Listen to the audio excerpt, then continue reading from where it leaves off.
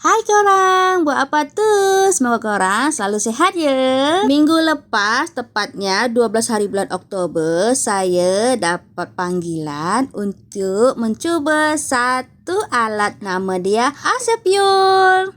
Jadi, ini adalah hairdryer yang didatangkan dengan 7 aksesoris yang berbeza untuk menata rambut orang dewasa dan juga kanak-kanak. Setelah saya mencuba alat ini, memang saya sangat teruja karena ia sangat mudah digunakan, tidak terlalu panas dan juga tidak membuat rambut patah. Di kesempatan ini, saya dapat belajar benda baru. Saya cuba kat rambut anak saya. Saya nak buat anak saya macam opa Korea. Korang boleh tengok kan buktinya anak saya begitu relax masa saya salon rambutnya.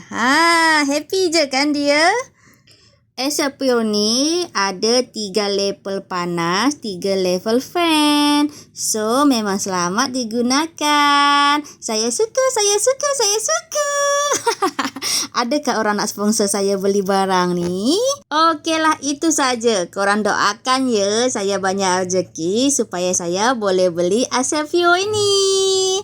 Tengok buktinya anak saya. Jadi opa Korea tak? Terima kasih Motherhood.